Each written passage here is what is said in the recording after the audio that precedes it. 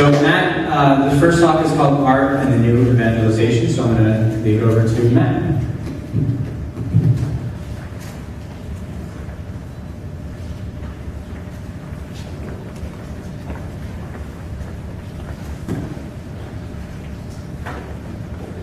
Good evening. Very good. On my part, good evening. Good evening. Let me erase this out here. Is that any better? Awesome. How's everybody doing? Good? I'm already getting negative feedback. Just making sure you're awake. All right.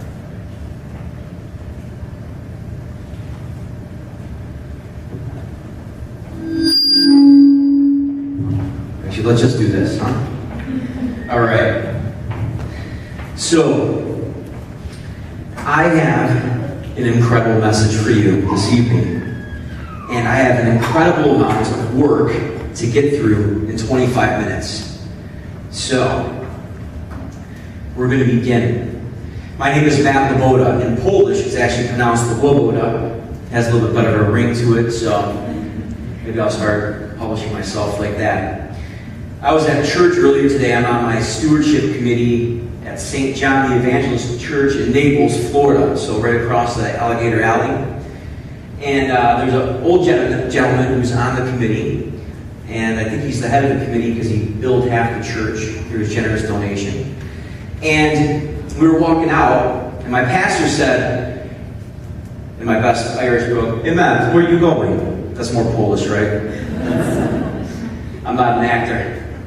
And I said, I'm going over to Miami later on today. And Bob said, "Why you?" And I said, "That's a great question." So as I was driving over, I said, "Yeah, why me? Why, Lord, did you ask me to do this?" And I had some just extremely important messages that I wanted to share with you today. One, I'm here because I'm a lover of the arts. My wife, Kristen, I want to thank for letting me be here tonight. She's always at home taking care of the kids, letting me run out and read and write and prep for talks. So we're a team in this, and she's praying for me and you. And Kristen said, "That's pretty funny, you're talking about art and evangelization. You can't draw. You can't hold a note." And I said, "But I'm good looking, right?" She said, "That's why I married you." And I'm a lover of John Paul II. I have 90% Polish blood running through me. We'll say 100%, we'll round up, okay? And my dad served the Mass for the Pope when he was a young boy, when he was still a cardinal. I grew up in Slavic Village in Cleveland, Ohio. And so everyone was a ski, or like Karl Wojtyła, Loboda. So, we have this Polish blood flowing through us, and my dad's godfather, not blood related, was second cousins to the Pope as well. So, I have all these connections, and I love this man because he was often referred to as the peasant philosopher. Can you imagine that? The peasant philosopher. John Paul II was worried about the thing in itself, life as it is. He wasn't worried about having these abstractions, syllogisms, annotations, documentation for his teaching. What he wanted to deal with was humanity as it is. And he was convinced that what he suffered and the world suffered through with World War II and World War I was a misconception of the human person. That misconception of the human person allowed for lakes of blood to be spilled and millions of lives to be taken. And that's why I want to make sure that, especially tonight, that I encourage you. I titled this talk here, "The Threshold," because we as a people in the United States are at a threshold. Brother Webster says a threshold is a strip of wood or metal or stone forming the bottom of a doorway. And it's crossed as you enter a house or a room. So I want to put that out for you tonight, that this is a threshold in time. that we're at a threshold, we're going to step one way or another. Especially because of our election, you can step one way or another. You can step into the threshold, over the threshold into hope and opening up and becoming who you're supposed to be in Christ, or you can step over that threshold and become someone of despair and someone locked in and someone isolated. So that's the theme, threshold. John Paul II, his message is extremely important for us today when it pertains to art and evangelization. Because Benedict XVI, in his interview with Peter Seawald, was it Light of the World? Has anyone read that here? In Light of the World, in his interview, Benedict XVI said that we can no longer presuppose the gift of faith. That faith is no longer something that we can take for granted, that people have been enculturated with, that it's in their culture. No longer is that a valid place to depart from. Benedict XVI even went so far, talk about just grades following grades, he went so far to say we need to have a new verbiage, a new way of using words, so that we can transmit the faith. John Paul II, in the same way, said, let me find this about Pentecost, beautiful. I have it highlighted here, annotated, cross-referenced. I am the peasant philosopher, by the way. He says the church, so this is JP2, May 12, 2002, World Communications Day. He says the church in every age continues the work begun on the day of Pentecost, when the apostles in the power of the Holy Spirit went forth into the streets of Jerusalem to preach the gospel of Jesus in many tongues. Through succeeding centuries, this evangelization mission spread to the far corners of the earth as Christianity took root in many places and learned to speak the diverse languages of the world, always in obedience to Christ's command to preach the gospel to every nation. Amazing, because he says this, in every age, our age, we continue the work done on the day of Pentecost.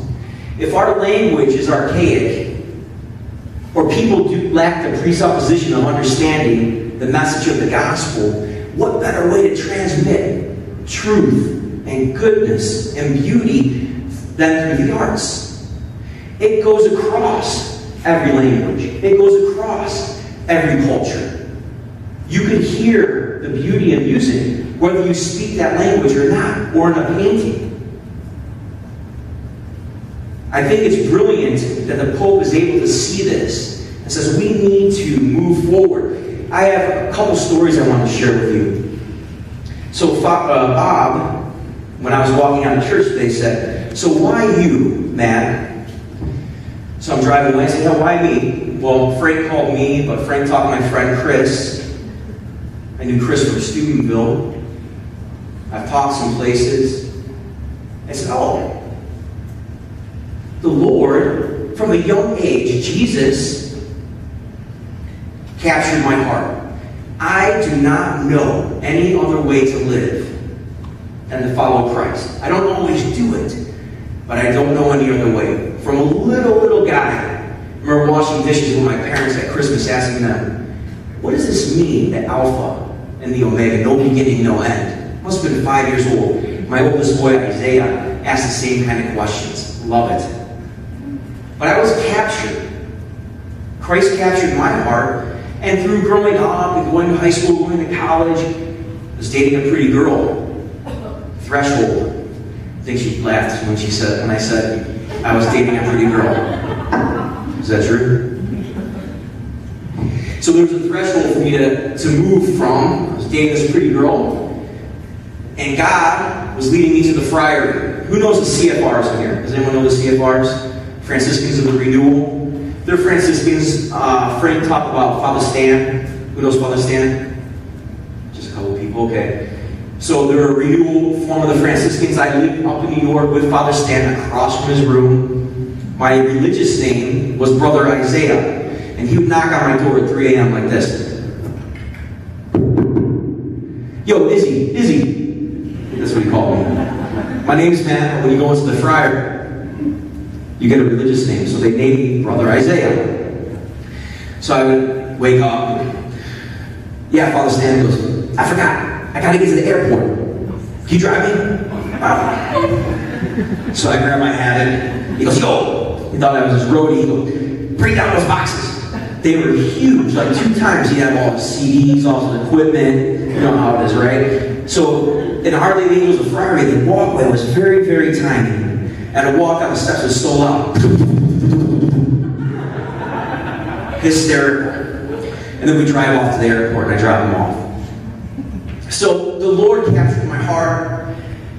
I fell in love with him, he fell in love with me. He brought me to the friary and then he brought me out. Another threshold. I was working with the kids in the Bronx and the projects, and this little girl, I just saw her 2 summers ago. Her name was Jasmine. She was 2 at the time. Remember, my name was Isaiah, my brother Isaiah. She climbs up on top of me. She looks down into my eyes upside down. And she goes, yo, brother Isaiah, I love you. Boom. Rocked my world. I knew when I was going into the friary that I wasn't going to have a wife. I knew that. It wasn't like a non-disclosure agreement. We knew, as a Franciscan, you will not have a wife. Okay? All of a sudden I said, whoa, I will not have any kids. So it happens all the time though. A cute girl walks down the street, Miss Susie Q, you say, Lord have mercy. I've got to go back with brother long beard, sticky feet, sleep on the floor, and eat food that's been stale for 3 days. And there she goes.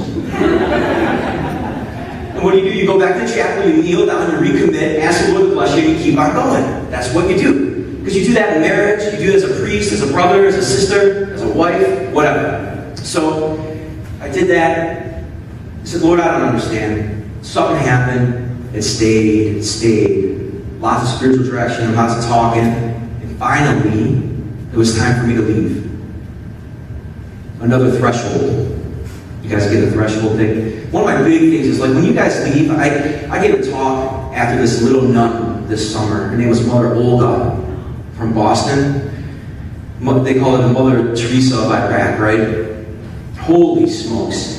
She gets up there and she's walking around. Now, she is the smallest person at the retreat, okay? And I am the biggest person at the retreat. And she's just walking around. I tell you about Jesus and how to evangelize. Love him. Love him. And then I have to follow her. I was like the closing act, you know? And I'm like, oh, goodness. She had a simple message. I got to get up there and I got to be all theatrical. I am artist. My mother said I was born for the big screen. Get it? Big screen? My grandmother said I had a voice or a face for radio.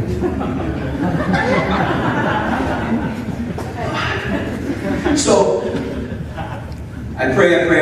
There's a threshold. It's time to leave. Lord, what are you doing? He captured my heart. Why am I telling you this story? Every night, unless I'm not home like tonight, I tell my kids stories. Isaiah is my firstborn. Isaac is my second. 6 and 4. Grace, all of them are awesome. Grace is 2, super cute. All of them look like my wife. That's called the power of prayer. And my 4th, it's starting to hurt, you know.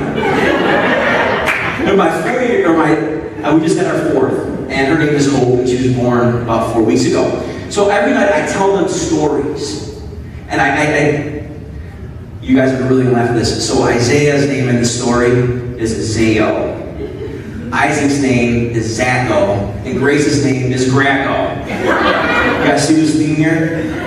And they're on an adventure, and they each have these special powers, and they're on a mission from King Dado, and Queen Mother shows up and all this stuff. And I just look around the room and I'm like, so there was a lamp. And that's how I start my story. But it's awesome because they're always, hey, Dad, tell us about the adventure. Tell us about, and I'm trying to convey to them that life is a journey, okay? And through that journey, that we have something in our nature that's actually connected to something more, that's actually above more, that transcends who we are. And I'm trying to start that at a young age through telling them stories.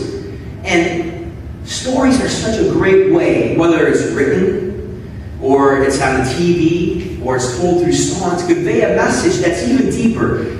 I remember I go to the Met in New York City. On the second floor, there was this picture of this woman who had blonde hair, and I would be arrested by her, captured by her picture as I walked by. It was telling me something of the more that God has inscribed in my heart and yours. So we're talking about the threshold. We're talking about crossing over. We're talking about going to the more. We're talking about the beautiful, the good, and the true. So in little Sophia's eyes, little Jasmine's eyes, I saw the good. It was that one moment, and it arrested me. It captured me. And the Lord was asking something else. And I had to cross the threshold.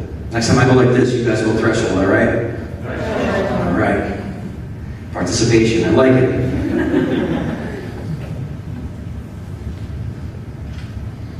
They said I have 1 hour. Are you comfortable? My wife always says, stay simple, don't get all complicated. Yes, I could hear her in my head right now. So John Paul II wants us to understand that there's something more. And he talked about truth. And he said this, to say that human beings can't live without truth, that without truth we die, just as we die without water or food. Human beings have a thirst for truth built into us. And that thirst is best met by the gospel of Christ. Now, check this out. I love this. So we have a thirst for truth. The gospel of Christ hits us. And we, in Christ's face, we see the Father of mercy. We have a thirst for truth, who is Christ. Go to the gospel. The gospel takes us to the Father of mercy. I love that. Feedback. Now, truth, quick story for you.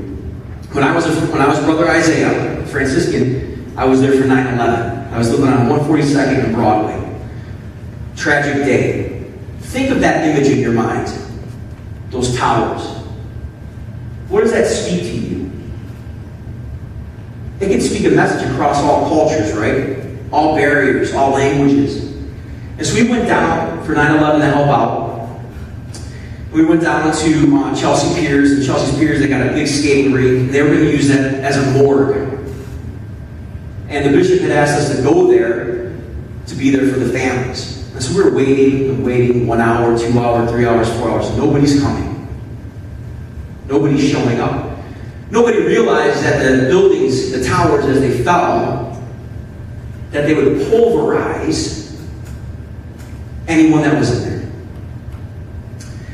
So it was about 1 o'clock in the morning, and nothing below 34th Street, the Empire State Building, that area, was running. So we had to walk across town, and you know New York City blocks are huge. It's not like a block in Naples. We don't even have blocks in Naples. We don't have sidewalks in Naples. We don't even have young people in Naples. Just making sure you're listening. If I go on a comedy tour, I'm taking you guys. Look me up on Facebook. I don't have a Facebook. All right.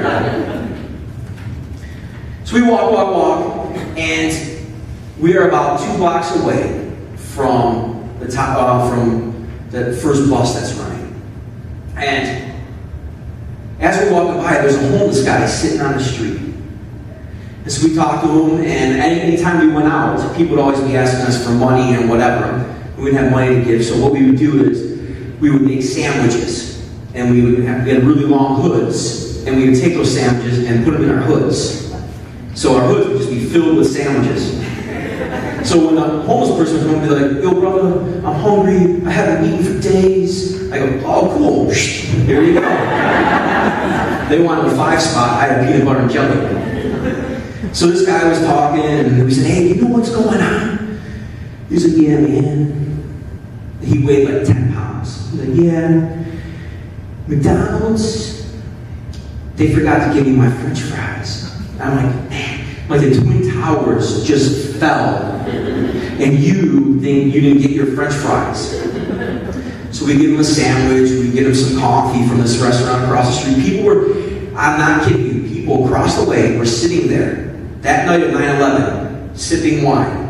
You could see the smoke and the rubble. It was like coming our way, and they were sitting there sipping wine. So we started walking, talk about a contrast, right? And all of a sudden, down the street, this police van comes ripping down Broadway on the speaker, yelling, "Run south, run south, there's a bomb." And after the van, there are thousands of people running down Broadway. It was like Godzilla. Like people just screaming, running, and I was like, what is going on? So me and Brother Mark, we turn and we start running, and we see the homeless dude who weighs 10 pounds. We pick them up, each by arm, and we just start running. And Brother Mark's like, come in here. I run in this building, it's like a glass bank. I'm like, this is the worst place to be. So we take the guy, and we just run, and we go hide behind this desk. And it was a crazy night. And then we started walking, and Father Brian Swan said, he was from France. Como se va? I have the Blessed Sacrament. I was like, you had the Blessed Sacrament the whole time? And you didn't tell me? I would not have been afraid if I knew the Blessed Sacrament was with me when Godzilla was running down Broadway to blow me up. And he's like, this is why I like you. He's like, you are a typical American. Yeah, looked like Brad Pitt, good looking dude, that's why. Holy smokes, I'm running out of time, 4.5 minutes. So we talked about the good, when I saw that goodness in that little girl's eyes, right? Talk about truth. I'm giving you the opposite of truth when it comes to lies and falsehood and violence and anger. John Paul II used that word. I love this, pulverized. The reason why things were able to be done to people is because the concept of the human person was pulverized, that they could be used, that they were just a piece of the society. Amazing. So we did the good, we did the true, the beautiful. This is a long story, real quick, okay? 4 years ago, I celebrated, holy smokes, my 31st birthday. We just came back from Indianapolis.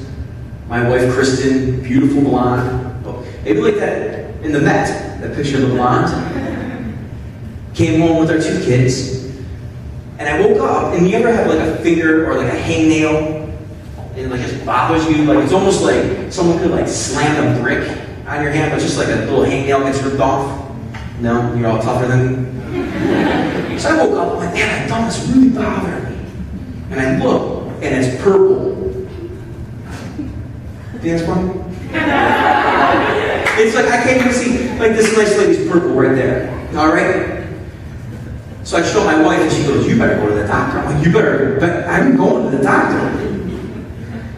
Doc had no idea what was going on. He said, you better go to the ER. I said, why don't you call the ambulance? He goes, you'll get there faster. I'm like, all right. So I jump in my car. My hand is turning purple.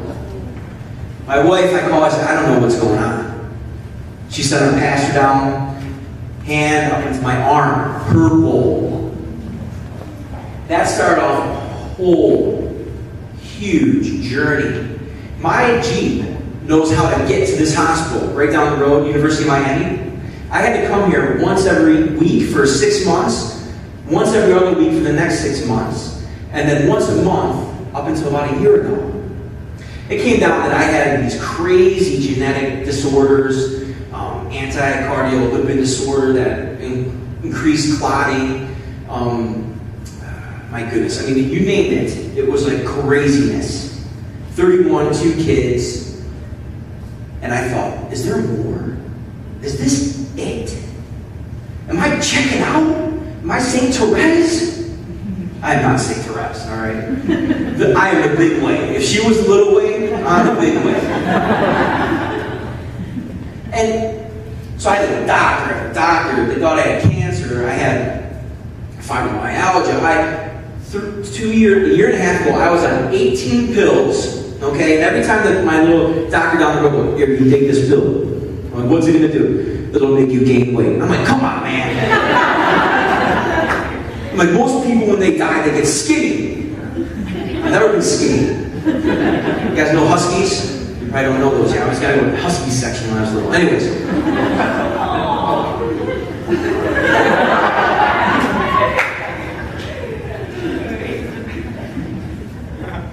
So I had to inject, my blood was so therapeutically thin that if I cut myself, I would have to be rushed to the ER. It was a nightmare.